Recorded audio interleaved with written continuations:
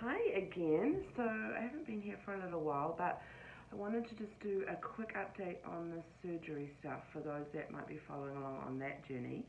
I had my third appointment with the lady who kind of decides what you have to do before you qualify for surgery. So I got this really cool notebook, and it just has a ton of stuff in it, like all the stuff I need to do before I qualify for surgery. So a couple of things I have to do is I have to see a psychiatrist. They want to make sure that you're mentally prepared for what's happening next and all the changes. And there are a lot of ongoing changes, so you've got to really know it's something you want to do. I also have to do a sleep test. They want to make sure that you're going to be fine during the surgery, that if there's any apnea or anything like that, that it's being dealt with. I have to attend 2 nutrition classes. I have to have my blood sugar under 8.1, which when they tested it, it was at 8.4. So I'm close. I'm trying to do it without going on medication, trying to do it with just diet and exercise, and I should probably start exercising because that would help.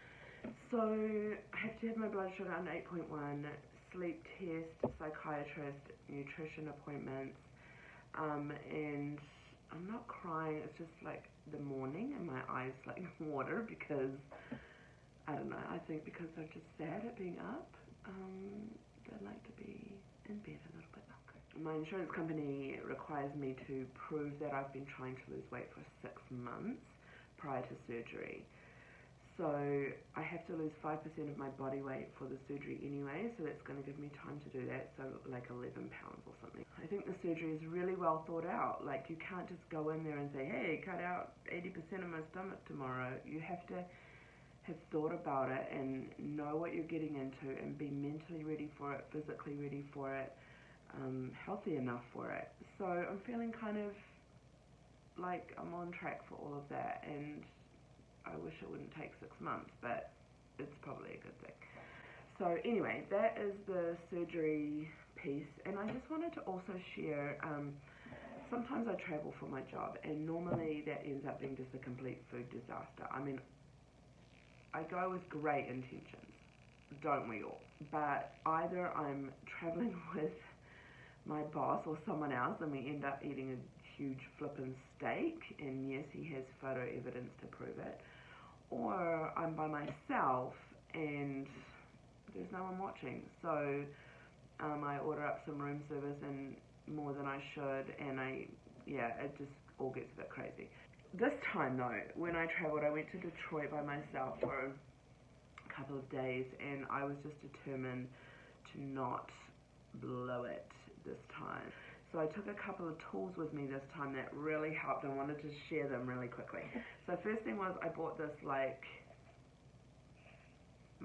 I bought this thing from Walmart for $5, and it's a really good size. And the reason I took this is because I thought I can make overnight oats for breakfast. So a lot of the hotels actually have breakfast included, which is super nice and helpful.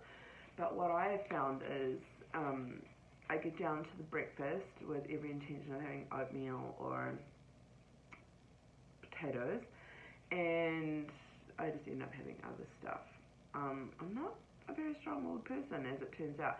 But so this time I just wanted to avoid the hotel buffet as much as possible. Although one tip I do have is some of the hotels have an order your own omelette station, and for those that eat plant-based like I do, that's a really good option. I will just go through and pick all the veggies, spinach and mushrooms and onions and tomatoes, and load it up really heavy, and then I ask them just to grill the veggies with add no egg to it, and then I top it up with potatoes from the buffet, and that is delicious. But anyway, I was trying to avoid oil and all that stuff as well, and bacon. I was trying to avoid bacon, let's be honest. I like this because I can make my overnight oats in it.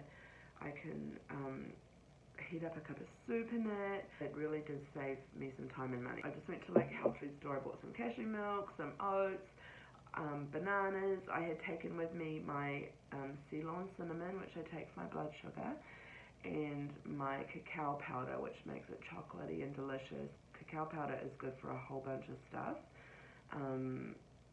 for your arteries and for your health, antioxidants, all kinds of stuff, and it makes it feel like you're eating chocolate. Each night I just put some overnight oats in the fridge, and in the morning, breakfast, done, easy as.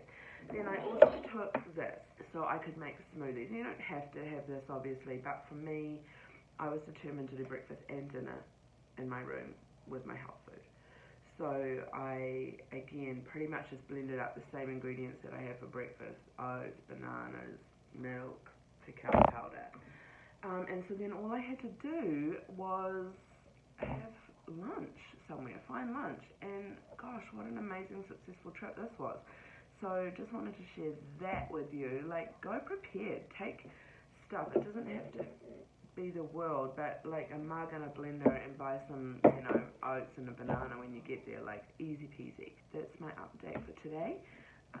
Thanks for checking it out. If you are also doing surgery or on this journey, I'd love to hear from you and get to know you. So comment below.